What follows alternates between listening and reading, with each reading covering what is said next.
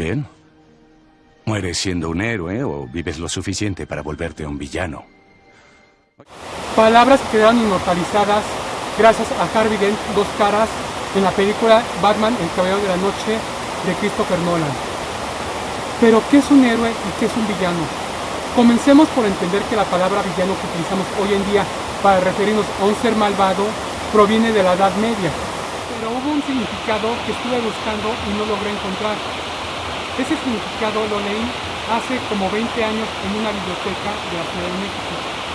Según este libro, la palabra provenía de las personas que vivían en las villas y que aún tenían creencias paganas y no se querían someter ante el Dios cristiano católico.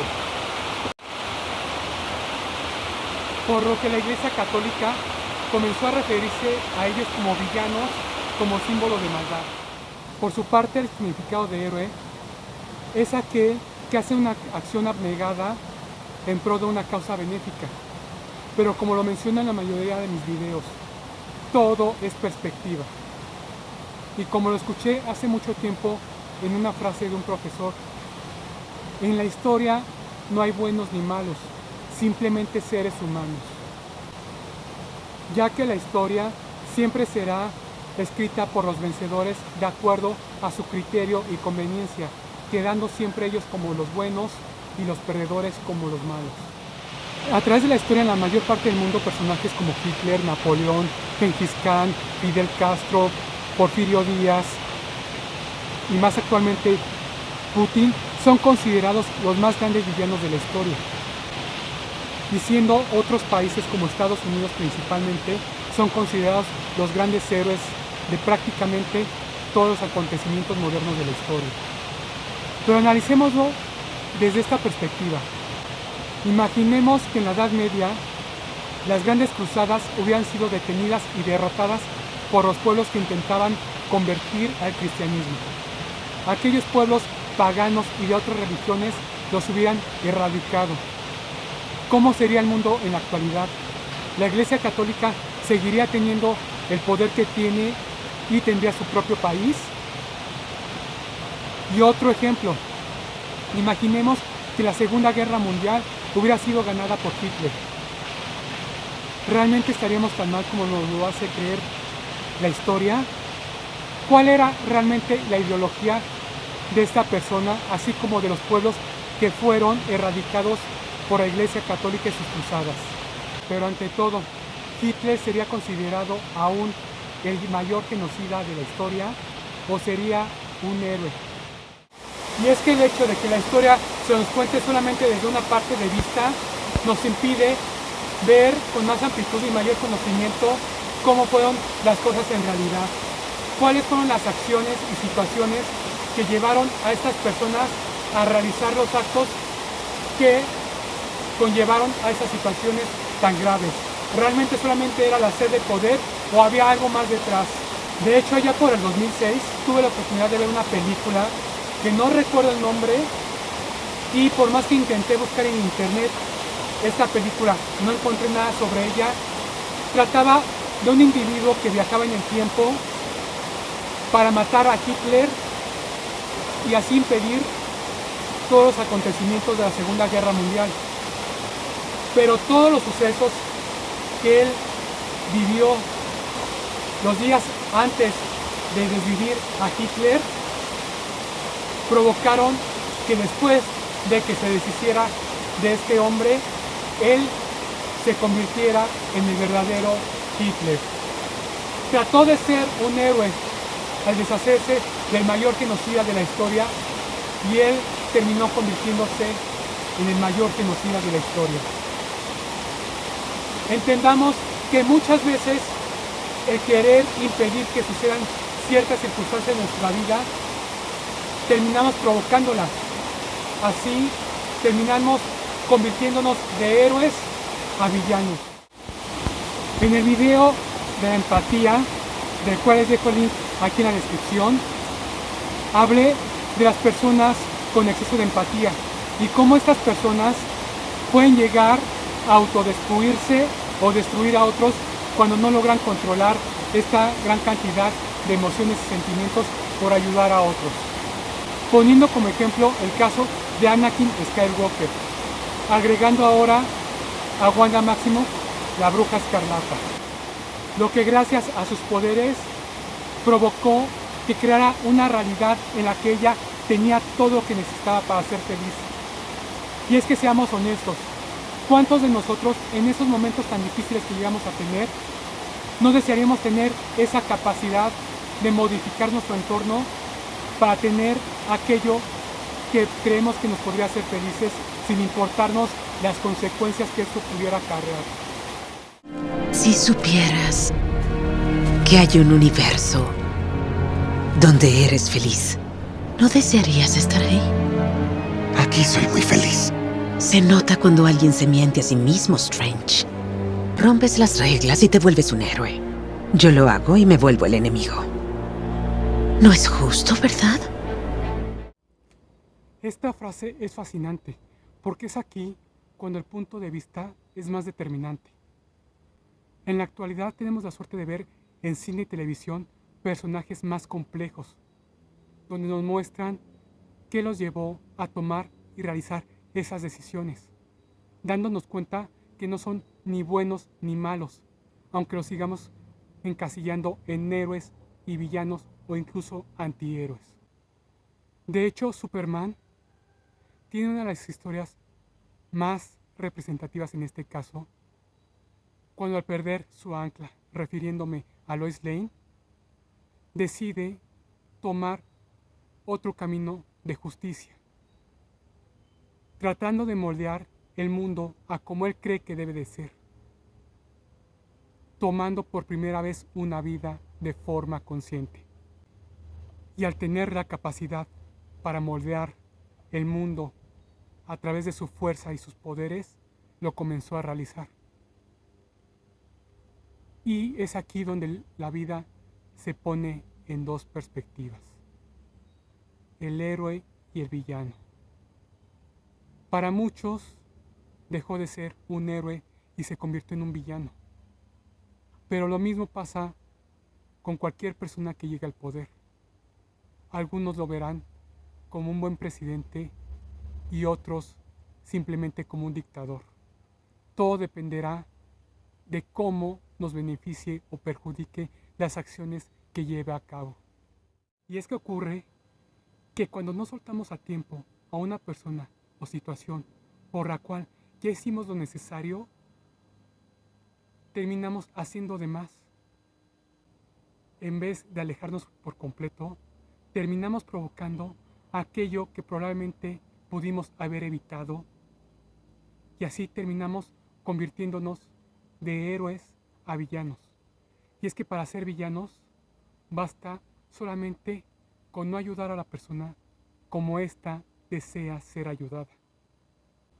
Sobre todo si nos dejamos contaminar y permitimos que la ira nos llene y explotemos a tal grado de querer controlarlos y hacer que hagan las cosas a como nosotros creemos que deben de ser hechas. Y recordemos que todos tenemos un camino y un proceso en el cual no podemos intervenir de más, sobre todo si ellos no nos lo piden o aceptan la ayuda que nosotros les podemos brindar. Así que ten en cuenta que si te alejas de esta situación o persona y decides ya no ayudarles, aunque seas visto como un villano, por lo menos te quedará tu paz mental y emocional. Mientras veo un mundo que yo he creado pudrirse y explotar desde su interior, me siento golpeado muy duro, no por los puños de quien temo podría superarme, sino por mi propio ego. He intentado salvar al mundo. Sentía que no había hecho lo suficiente y ahora yo he hecho demasiado. Lo que he aprendido es que no se puede salvar lo que no quiere ser salvado. La historia actual nos dio uno de los más grandes maestros de la historia. Me refiero a Yeshua Ben Yosef o Jesucristo, el cual por mucha gente es visto como su héroe y salvador, porque así es conveniente para algunos grupos que se ha visto. Pero curiosamente, las mismas religiones que se crearon, católica, cristiana, para adorar y venerar sus palabras y sus actos, fueron los mismos que atacaron y acusaron a grupos de wiccas, alquimistas, hechiceros, brujas, entre otros seres de gran capacidad espiritual y de transmutación, para erradicarlos.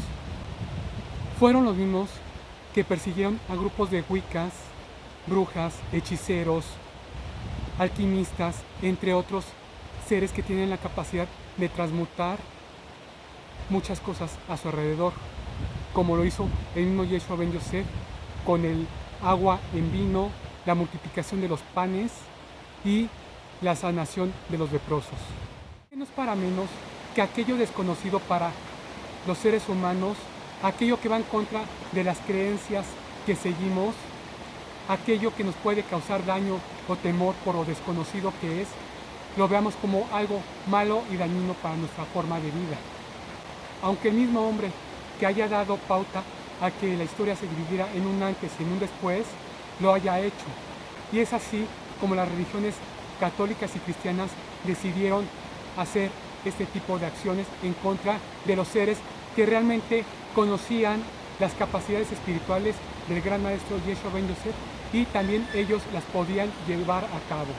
Por lo que todas estas personas que practicaban un culto, algo distinto a lo que los cruzados creían, eran erradicados por prácticas que ellos determinaban como diabólicas y en contra de Dios.